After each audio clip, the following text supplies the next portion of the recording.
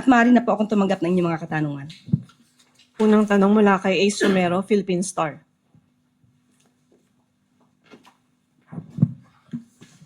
Yusek, may we get the Malacanang's thoughts on the walkout by the minority senators over a clash with the majority with regard to the proposal to allow online voting? Lumalabas po talaga na maayos naman ang mga rules at nais lamang nila itong baguhin. Nadirigan rin po natin mismo kay Senator Alan Cayetano na ang hindi pagpunta at pagpunta mismo ni Senator Bato de la Rosa sa Senado habang siya ay nagtatago noon ay isang justifiable reason dahil hindi nga daw nabibigyan ng seguridad kung ito ay maaaresto o hindi. So, ito ba ay isa sa mga justifiable reasons na mababanggit para makapagboto online? So, ito ay talaga malaking question. Although, noon pa natin sinasabi na ang mga nagaganap sa Senado ay kanilang pagdidesisyon at hindi naman ito panghihimasukan ng Pangulo at ng administrasyon na ito. Ngunit dito natin makikita ang mga Pilipino dito, makikita ito ang magandang pagkakataon para malaman nating lahat kung ang mga liderato ba at mga leaders na ito ay nagtatrabaho para sa bayan o para sa pansarili o pang-iilan lamang. Kagaya nga na sinabi ni General Luna, bayan o sarili, mamili ka.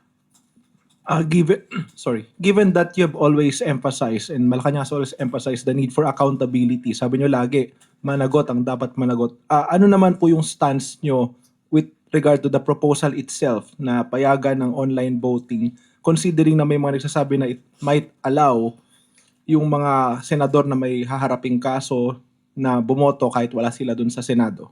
Dati naman ay napayagan ng online voting, mga Zoom meeting, dahil meron tayong kalamidad na hinaharap noon.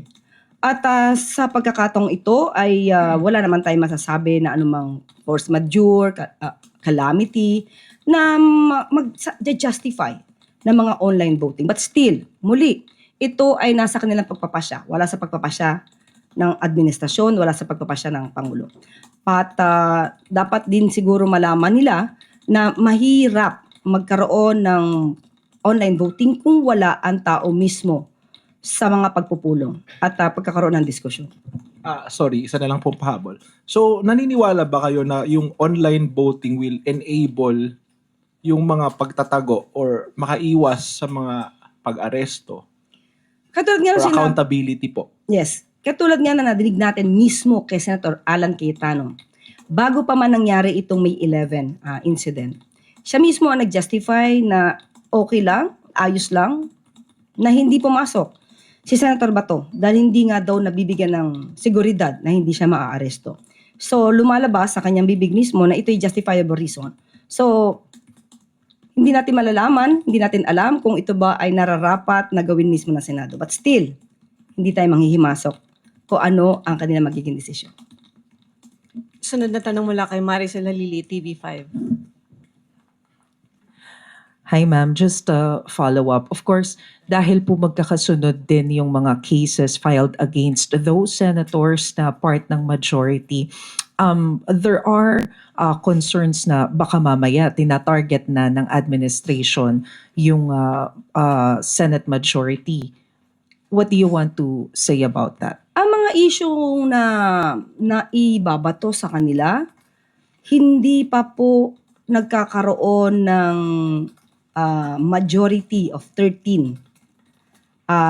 Ito po ay na-issue na. Katulad po nung kay Senator Marcoleta. Ito naman po ay sa kanya mismo nanggaling. Sa kanya mismong admission na hindi niya inilagay sa SOSI niya yung mga donors niya, nagkakahalaga ng 75 million pesos. Ito naman ay dahil sa pagiging mapanuri ng iba nating mga kapatiran dito sa media na siyang nagpusisa, nagkaroon ng pagsuri kung bakit hindi nagtutugma yung SALN at ang SOSE. Hindi ito nanggaling sa administrasyon at si Senator Marcoleta mismo ang mga nagbigay ng impormasyon kung sino-sino ba ang kanyang mga donors. ang isa sa pinangalanan niya ay si Mike Defensor. So, hindi ito issue na ang administrasyon ang nagpupukol. Sila mismo ang nagbigay ng mga impormasyon patungkol po dito. At kung may pag-iimbestiga mang gagawin ng ombudsman, ito po ay hindi panghihimasukan ng administrasyon. Ang patungkol naman po kay Senator Jinggoy, still, hindi pa naman po nabubuo yung 13 na majority nung ito ay naipupukol sa kanila. Hindi lamang sa kanya. Marami po dito ang nabibigyan ng mga issues. So, hindi po ito dapat maiugnay sa administrasyon dahil ito po ay matagal ng issue bago pa po nagkaroon ng 13 na miyembro ng majority. Sunod na tanong mula kay Jervis Manahan, ABS-CBN.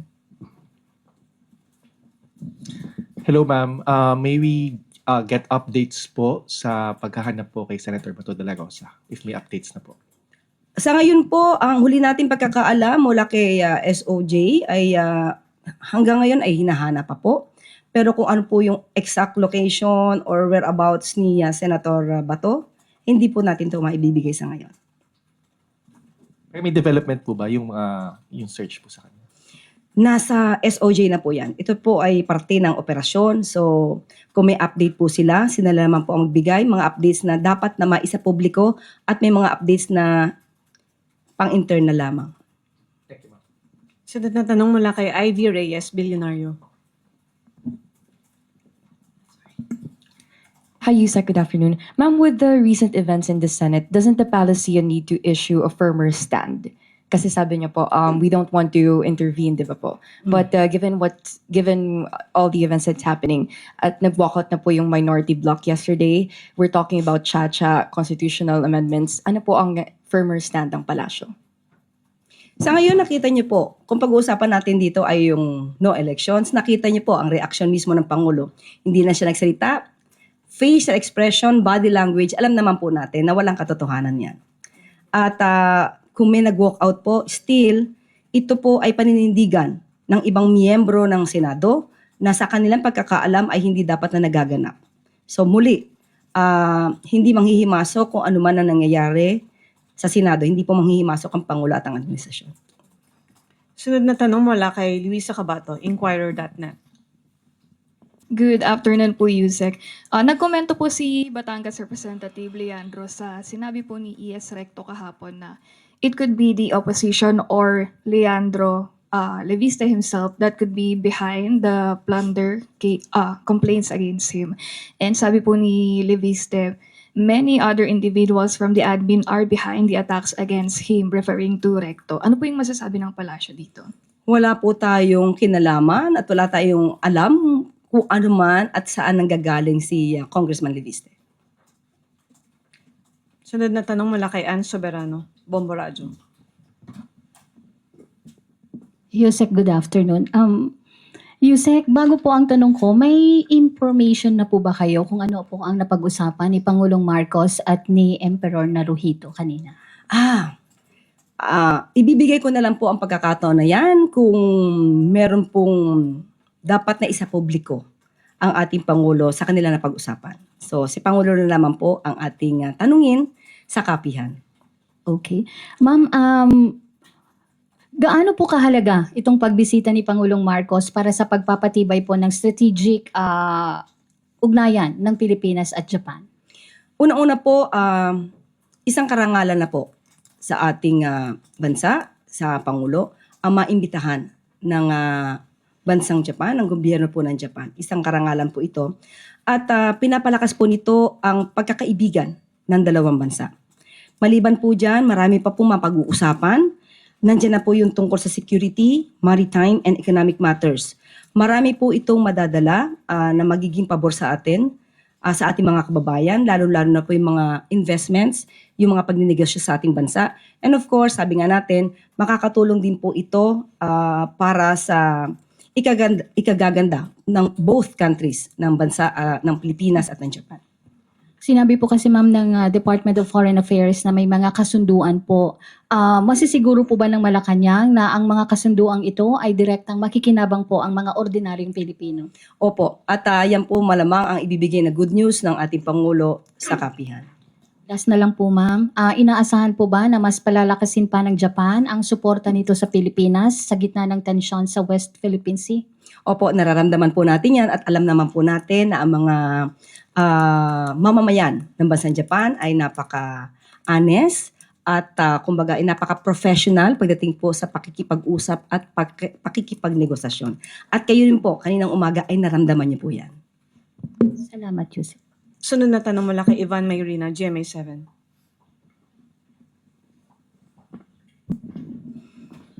USEC, the president's net satisfaction rating dropped to an all-time low of minus 15% based on the SWS survey of March 2026.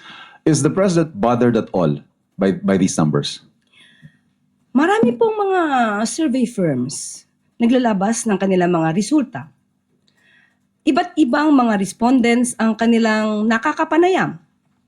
Noong nakaraan lamang po sa Boses ng Bayan ng OCTA, lumalabas po na ang Pangulo, si Pangulong Marcos Jr., ay tinagurian o binanggit na highest rated among the top 4 officials in a nationwide survey. So kung may mga pagkakaiba man sila sa mga numero, pagkakaiba-iba ng mga survey firms, naniniwala po tayo at ang administrasyon na ito na patuloy ang gobyerno sa pagtatrabaho, pagbibigay ng ayuda at tulong sa ating mga mamamayan. Hindi po tumitigil ang Pangulo na maibsan ang anumang hirap na dinadanas ng ating mga mamamayan, especially dulot ng krisis sa Middle East. Anumang numero yan, tumaas, bumaba, patuloy ang Pangulo sa pagtatrabaho at pagbibigay ng good governance. May gagawin po bang adjustments ang Pangulo sa kanyang governance? Because by the term itself, satisfaction rating, baka ho kung ano man yung ginagawa ng Pangulo ay hindi nakakarating o hindi nararamdaman ng mga tao, hence the low satisfaction rating.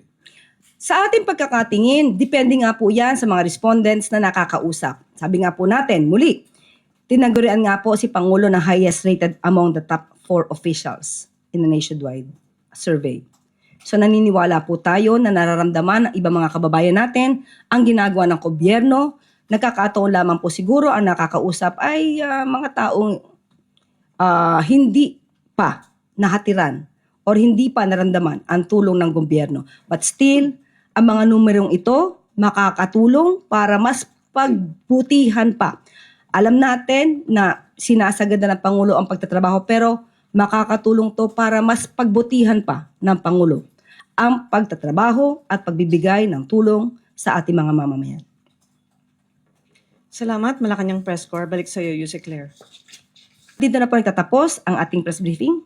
Magandang araw para sa bagong Pilipinas.